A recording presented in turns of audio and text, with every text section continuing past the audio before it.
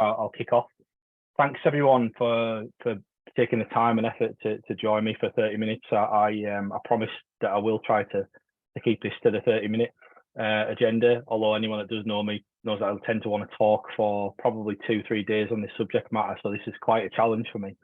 For those of you that don't know me, I am Nick Brownrigg, the Director of Solution Architecture. For my sins, I also specialise in managed detection and response. That's an area I've been working in for many years now, both in this life and previous lives. I've had so I guess I'm fortunate enough to have war stories, good war stories, bad war stories, you know, of the successes and challenges that customers experience day to day with managed detection and response. So, you know, really, I'm here to I guess feed that some of that intel back to you, as well as show you, you know, some of the game changers in the MDR space. And disclaimer alert, yeah, it does include SOAR, and I want to share those insights, you know, as to how they're making a big difference. I think before I sort of kick off, I've got, just to set the context, guys, I probably have about 4 slides, and I'll move to the SOAR as well. There may not be enough time to obviously show, there isn't enough time to show the SOAR in full context. What I would recommend though is that you reach out to myself, marketing, your account management at the end of this, and I'll be glad to run a more extended version. So just full disclaimer on that, because it's quite likely that I won't be able to get into the depths of it, but I will be able to show you around it. Before we start, I think it's really an open question for customers to consider, is that, you know, what are the crucial, there is no poll to be clear, but what are the crucial metrics which define effective detection and response? And, you know, is it excuse me, is it mean time to detection? Is it mean time to triage? Or is it mean time to response? And I think in actual fact, it's all of them. Because in actual fact, what's really important is the speed that we can get from mean time to detection to mean time to response. There are good technologies now, you know, great technologies out there in the mean time to detection space that enable mean time to detection, but it's absolutely crucial that we get from A to C quickly. And that's where, you know, the power of SOAR comes in. And if we look back at Integrity over the last 2 years around how our advancements of the advancements that we've made, excuse me, the advancements that we've made in this space, when we look back to what was traditionally known as probably more managed SIEM services and the time to triage and then the time to response, you know, they were high, right? You know, and if we look at, but we're no different from other service providers in that particular space. You know, these were manual activities that we needed to go through in order to conduct the triage and response pieces. And looking back in the old managed SIEM world, we could be, in this particular example, we could be looking at response times of around about, triage times of around about 41 minutes, then engaging the customer to invoke some sort of response action. But all in all, looking at, you know, circa 4 hours of mean time to response. Clearly, again, you know, mean time to detection is fueled by good technologies, good EDR technologies, configured well, monitored all the time, SIEM technologies, ingesting the right log sources, the right alerts being built, and ultimately feeding into analysts, same as network detection and response technologies. But so the detection piece is obviously triggered by good technology, configured well, monitored. But the triage piece has obviously been previously a manual activity, then leading us into engagement with customers to trigger response actions. But if we look and fast forward to where we are now at Integrity today with our managed detection and response offerings, we're very proud to be able to boast that, you know, the performance, significant performance improvement from ingestion of alerts into SOAR, where it's actually automatically triaging, enriching, enhancing those particular alerts, feeding that pre-contextualized information, all that information into one single pane of glass to analysts to be able to quickly make response actions. The crucial detail there is also that we've advanced in terms of our ability to perform response actions. Previously, under your managed SIEM type capabilities, we were still relying on contacting customers to access certain technologies, Active Directory, EDR, things that to make containment actions. Now, in terms of managed detection and response, again through the power of SOAR, through API connectivity and other types of connectivity, we can automatically reach back into those types of technologies to trigger response actions on the customer's behalf. In other words, taking response actions first, contacting customers after, because that is ultimately the crucial detail, is about being able to actually contain the incident before we and then actually start to get to grips of what's gone wrong and understand the timeline and lessons learned around that. So old world at the top, new world at the bottom. Mean time to detection, yet still dependent on well-configured technologies, monitored well. Mean time to triage, humongously improved by the power of automation and SOAR, but also enabling us to reach further into your stack to perform those response actions. And as you can see, the difference there is total mean time to respond, 11 minutes. But it doesn't, obviously it's not all around just SOAR. There are other things that you should demand now of your managed service provider. There should be no exceptions to this. There has been a lot of advancement in our capabilities in MSP's capabilities in this space, and I say by no exception should you be expecting anything less than the following sort of features, really. Of course, you should be expecting a 24/7, 365 service. As I mentioned, detection technologies are good, but if people are watching them and if you have the skills and sophistication to be able to look between the signals in the noise, essentially, to be able to identify such threats. But crucially also, that's got to be fully manned SOCs. There's no point having SOCs with 6 personnel that have got on-call rotas. You must demand a high volume of staff, multiple SOCs, in order to give you that business continuity and confidence that there are fully manned, non-sleeping people that are watching alerts as they're coming at 1 o'clock on a Sunday morning.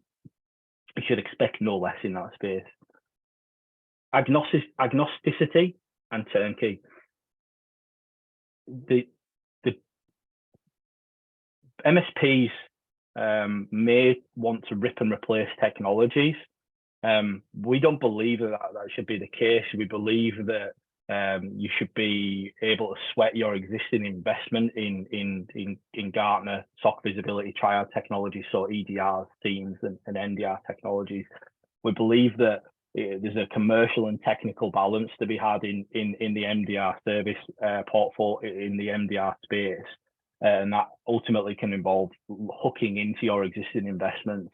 Where there are gaps, the consultancy-led approach should then be applied to identify what the best fit for those gaps are. So if you have SIEM but no EDR, I would also always question why no EDR. Good EDR, configured well, monitored well, that will stop ransomware. That will stop your primary concern that keeps customers up at night. But the idea of the agnosticity and the turnkey approach is that you shouldn't be necessarily forced down a route of having to disembark your relationship or your contract with your existing commitments early. From a technology standpoint, the MSP should be able to hook into that and bring in alerts into the MDR service. Rapid mean time to detection, mean time to triage, mean time to response. That's what I'm sort of talking about here. I'll skip over that because I'm going to come on to how that actually all works anyway later. But crucially, no black box security.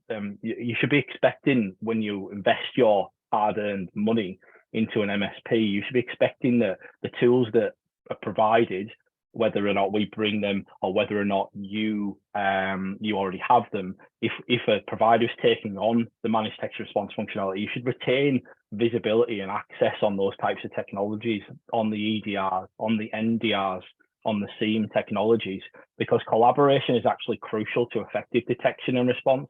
Whilst MSPs will know cyber, know the signals in the noise very, very well, without being able to collaborate with customers on incidents in the same area and workspace, you ultimately will know your own workspace, and you will know that there are certain obscure people or personnel doing obscure things. And when you bring those together and look at the same information artifacts, that's how productive mean time to detection is essentially earned. Proactive threat hunting standard. Previously, I've known this to be costed as extras.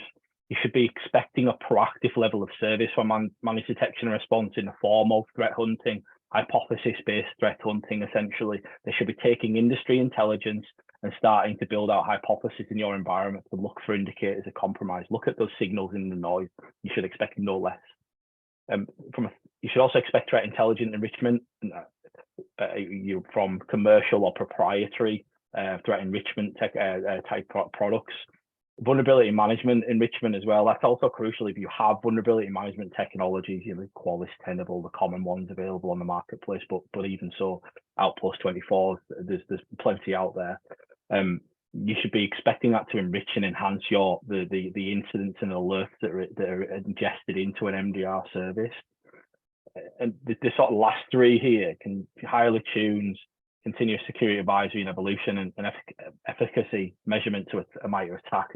These are sort of probably a triangle or circle. There's a constant evolving thing, particularly when we talk about highly tuned to maximize ROI in terms of investment in SIEM technologies and then wrapping MDR over them. Volume-based ingestion with SIEM does not work. There must be a judicious approach to log collection, and we should measure the value of each and every log source which is ingested into things like SIEM technologies against the common vocabulary, against the common thing that both the MSP and the customer can both relate to. And what I mean by that specifically there is actually the efficacy measurement to MITRE attack. Any log source or tuning of log sources should be evaluated against MITRE attack, so we can both make informed decisions against the common baseline. Whilst I've skipped ahead to efficacy measurement against MITRE attack, continuous security advisory and evolution. Service delivery management functions too should have involved with your MSPs. You should now be getting customer success management type levels of engagement from your MSPs. You should be getting a person that represents and is an advocate for your environment, for your customer, constantly asking the question of, where do we go from here? How can we further improve visibility? How can we further improve threat detection capabilities? It should not be binary reports over every month of performance levels. It should be about driving a constant evolution, because you as a business won't stand still. So nor should we. We should constantly move as you scale. So these are the common things that you should expect from your MSP, not just about powering things by SOAR, but over and above that, you should be expecting these types of common, these should be our expectations in the marketplace now. How do customers, how do MSPs achieve this, or how do we certainly achieve this? Well, it's obviously through a combination of people, the SOCs. We have circa 70 analysts across 2, soon to be 3 onboarded SOCs at the moment. We power the consistent process through the SOAR platform. Ultimately, alert tip playbooks, they are triaged quickly, meaning that alerts are presented back to our analysts making decisions to make meaningful decisions quickly. But they have to be fueled by the right technologies. SIEMs, EDRs, NDRs, or XDRs are obviously a common theme in this space as well. But the reality is they still fit into these types of framework. They still do some form of EDR, NDR, SIEM. So it's important to get, not all customers need all these technologies. Really important to point that out. It's not crucial to this. A common theme that occurs tends to be SIEM and EDR. NDRs are very good if you can get the visibility in the right places. If you can predict your traffic flows, you can get the visibility in the right places. All MSPs should be able to give you a confident story and narrative and evidence around how they will help you, how they will help protect you from common use cases. I'll probably call this more risks, common risks that keep you up at night as a business. Ransomware, cloud compromise being probably the one that MSPs have a weaker story on.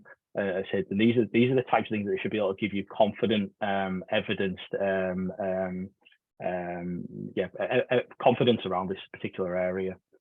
But also, whilst it's last on this particular slide, what is also absolutely crucial is anyone that's accepting that they need to go on a managed detection and response journey, anyone that is accepting that they need better visibility and support around their threat detection and response. Incident response retainers are crucial because it gives you the confidence that you can call someone in the event that you think something is potentially unusual, irrelevant of whether you have an MDR service. Having that comfort to call a digital forensics investigation type person to triage your concern, to either dismiss it as benign or whether or not it potentially is true, and they need to actually commit people into helping you investigate that particular issue. That is a crucial part of any detection and response journey, and it actually should come first before you embark upon this.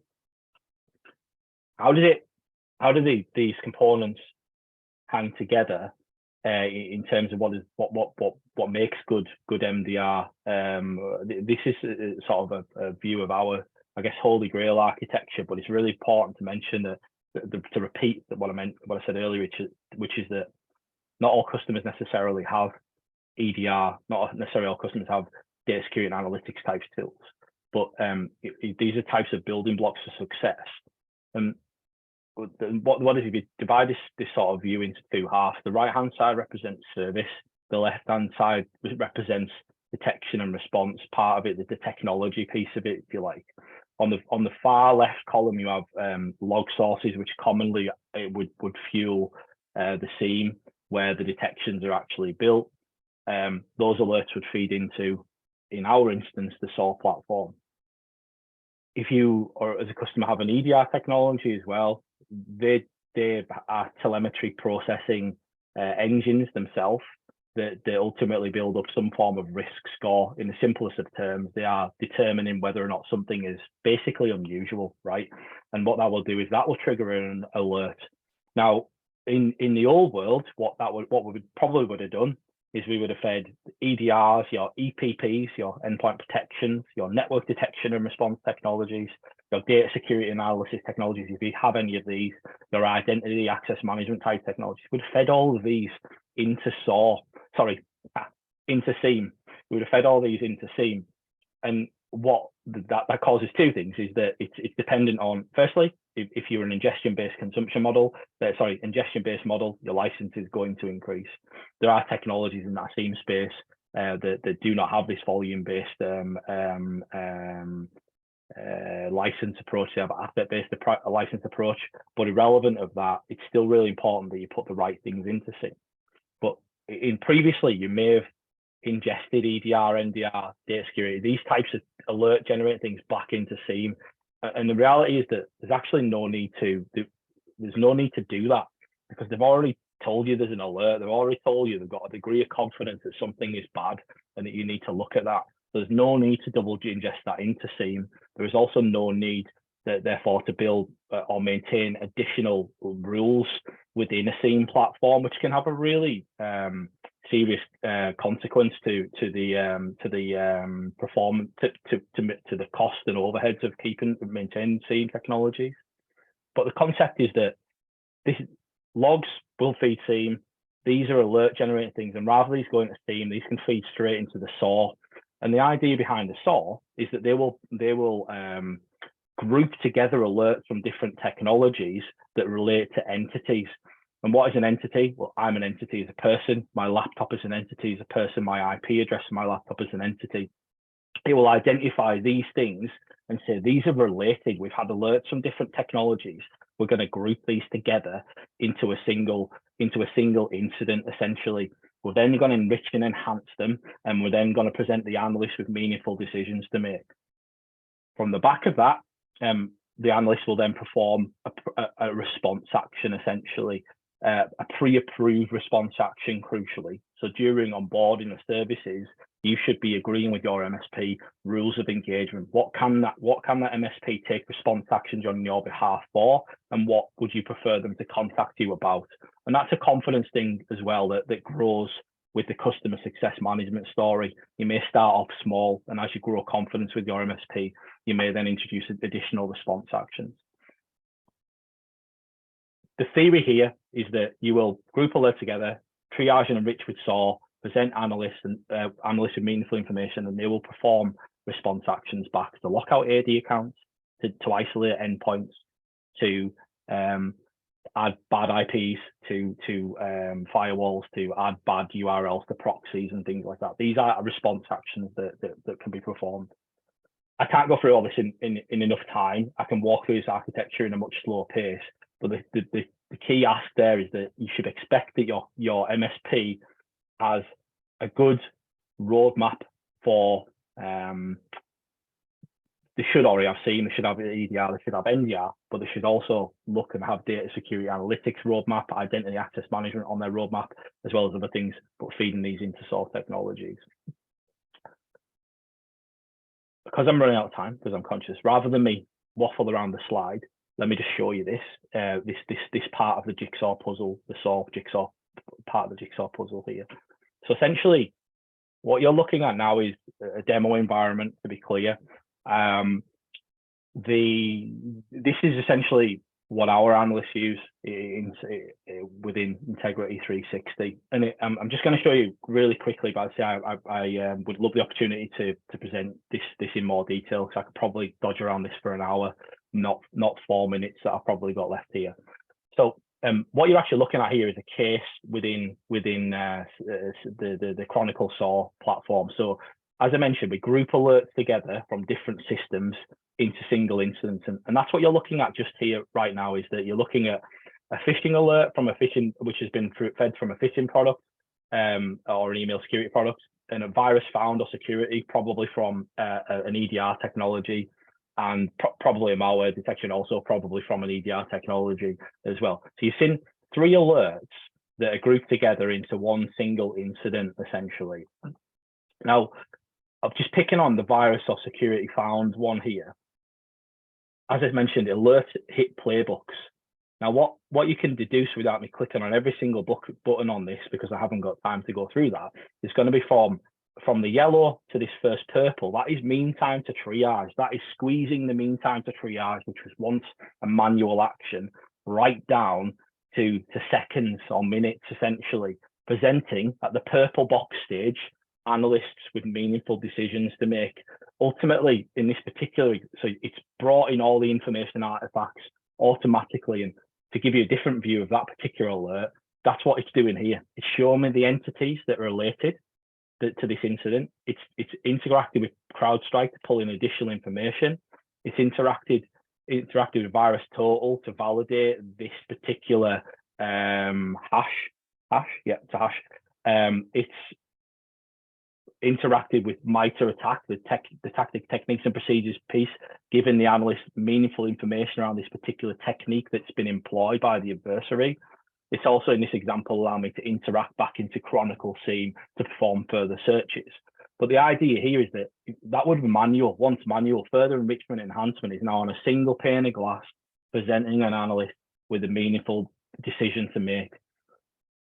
It's the same process, but a phishing alert has came in from an event source of an email product in this instance, nice and vague, but it is dummy data. In this instance, actually, it was a malware alert came in from the CrowdStrike product. It's the same theory. The other thing you can really quickly do is when you have these alerts, the analysts can then say, right, well, what's going on here? What is the chronological timeline of what has occurred? And you can actually go into the explore pane and actually view how what's happened from point of action, and ultimately what has happened in terms of how it's spread around the environment. So it's really a powerful tool that really speeds up that triage, enabling us to make response actions quickly. Crucially though, if we'd onboarded a customer and we have power of attorney around this particular user and this particular user, we've been given power of attorney, we can perform a response action from within the same pane of glass to say, would you like to contain this endpoint? So the analyst has performed the due diligence of all the information and artifacts presented to them. They have power of attorney to take that decision. Yes, I want to contain that particular endpoint, which will obviously trigger that response action. That's it isolated. You'll be getting notifications after, and we will engage to then understand what has gone wrong, because ultimately we've now bought that time, which is critical to essentially now being able to evaluate the wider picture. I welcome the chance to go through this in more detail, as well as some of the other slide where, as I mentioned, anyone that knows me, I would tend to be on this for a good 2 hours at times. So yeah, I've tried to squeeze a lot of this in just to give you an insight. With extended version, what I'll do is I'll run through playbooks, I'll run through the dashboards, I'll run through the reporting, essentially give you a much more deeper granular analysis of it. I've got a couple of minutes left. Lise, if you're there, has there been any questions came in whilst I've been rabbiting on there for 28 minutes? I am here indeed. We currently don't have any questions, so if you have got any questions to Nick on this webinar in the last 5 minutes whilst we're on, you can click the Q&A button at the bottom of your screen and type a question in, and we will answer that for you. I can see one coming in. How do you prioritize responses, Nick? How do we prioritize response actions or responses based on so firstly, I think there's maybe a couple of answers to that, a couple of angles to that answer to answer this is response actions. We do about probably 6 or 7 common response actions, but the most preferred one's been isolate endpoint, kill process, isolate AD account, password reset AD account. So in terms of, they are the first things that we would typically look to try to do, contain an endpoint, kill a process. How do we prioritize? Obviously, incidents are prioritized based on asset criticality, again, which we addressed during onboarding, which ultimately will inform the severity of the incident and response and the response SLA that we need to respond to. But crucially, it's the common theme is that we are isolating endpoint killing processes, locking out AD accounts to stop that potential privilege escalation or lateral movement across the estate. Hope I've got the right angle on that question. Thank you, Nick. There are 3 more. I will try and make it quick. How long does it take to get set up with us? Depends on what you have in place. The good old typical answer of it depends, but depends if you have SIEMs, EDRs. Our typical turnkey, if you maybe have an existing team. To be fair though, even if you don't have EDRs or existing SIEMs, 6 weeks. On average, we run around about 6 weeks, whereby we'll have alerts ingested and moving into a tuning phase of the service. Wonderful. The last one. Do you work collaboratively with our SOC team, or yes, do we outsource fully to the MSP? No, great question. That's a great question. So again, the collaboration is absolutely crucial, whether that be with no SOCs in place or SOCs in place. Whilst we've positioned in managed detection response service, the crucial detail in that playbook part is that we can build in flows that can trigger to engage your SOC or not, depending on the time of day or things like that. It's highly flexible in that space, and we have really good case studies around that. Great. I think that's all that has come through for now. If there are any more questions, please reach out to us. Nick is just showing the last slide with his contact details as well as the marketing contact details, or reach out to your account manager for more information. We have also recorded this session, so this will be available on demand on our website, and we will be able to share this after the webinar finishes per email with you. Thanks for everyone. I can see the high numbers of attendance. I really appreciate that, taking the time out. as I say, if anyone wants me to run in this detail, I am more than happy. I have a team of very eager people as well that are more than happy to explore SOAR or any of the other aspects of what I've very briefly touched on. Yeah, thanks for your time today. I really appreciate it.